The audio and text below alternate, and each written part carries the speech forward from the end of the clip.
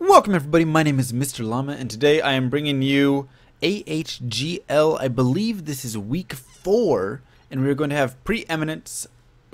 Preeminence left the game, excuse me. We're going to have Intel versus GREE. I'm not sure how you what you call them, GREE or GREE. I'm going to call them GREE. And we do have Blue Dragon, who is the blue player, coincidentally, spawning up in the top right-hand corner. He's going to be playing for Team Intel, and his opponent is going to be Sushi Slayer. And one cool thing about GREE, man, I really wish I knew how it was said, is their motto is "We have two Koreans." So each team has a motto. Intel's, I believe, is "Good luck, have fun."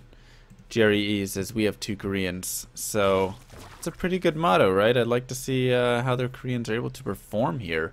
Something interesting about Blue Dragon is last week he tried a one base burrow roach build, and you're saying one base burrow roach, what?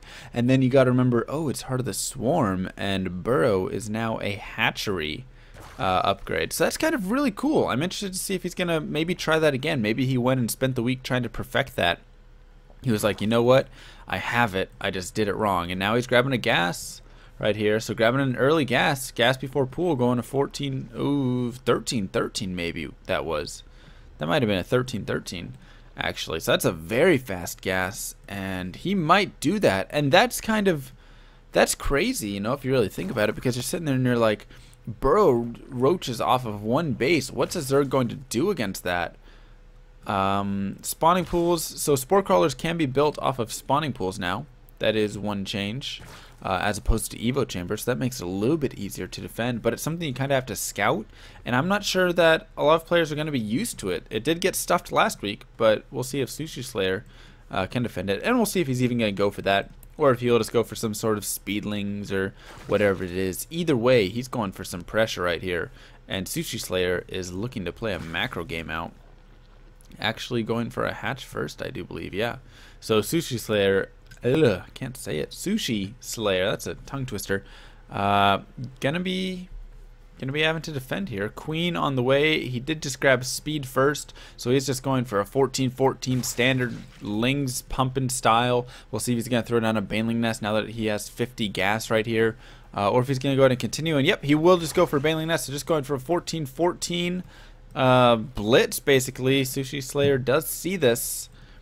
And this could be a quick game, or it could be something that gets defended and then just loses some drones and it stays even. I don't know. There's so many things, possibilities here. But this is somewhat all in, I will say.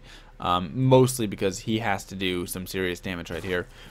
And Sushi Slayer getting a Baneling Nest of his own. He does have Lings, just wants to keep those alive for right now.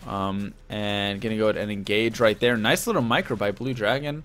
But unfortunately did lose a couple of Lings in the process. Will kill off a drone though, that's always nice. Queen now out, and Blue Dragon really needs to be careful here. He does not want to lose too many of these Zerglings, and ooh, this might be a mistake. So what we should be seeing from Sushi Slayer at this time is he should be pushing out here to make sure these Banelings don't get morphed, but instead he's keeping his Lings in his main right here, and now he's getting morphed some Banelings of his own, but there's Banes out.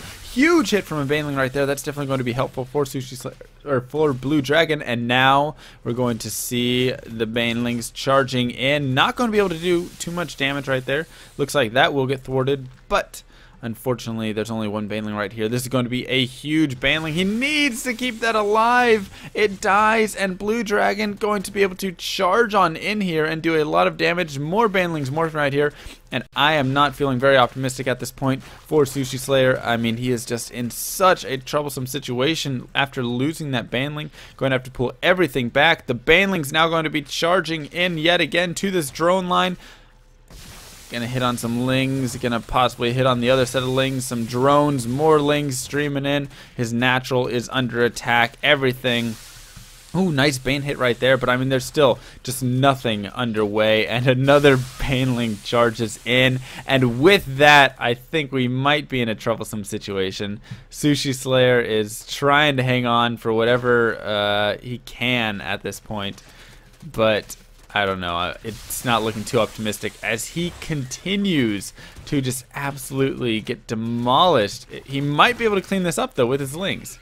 So he will clean it up, but I mean, he's down to 4 drones at this point, and you're kind of like, oh, never give up. You know, you always want to have that fighting spirit and stuff, and now he's attacking his own hatchery.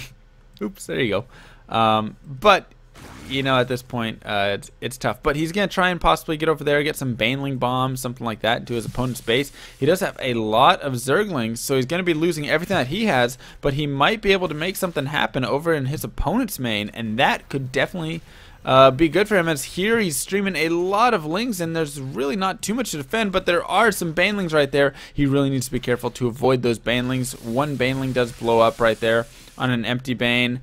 And now he's going to try and charge into the main, trying to pick off queens and drones and anything and everything that he can just to halt the production, but it's not going to happen right there. And Sushi Slayer, GG's out of the game. Intel goes up 1-0 against GREE, and we're going to move into game number 2.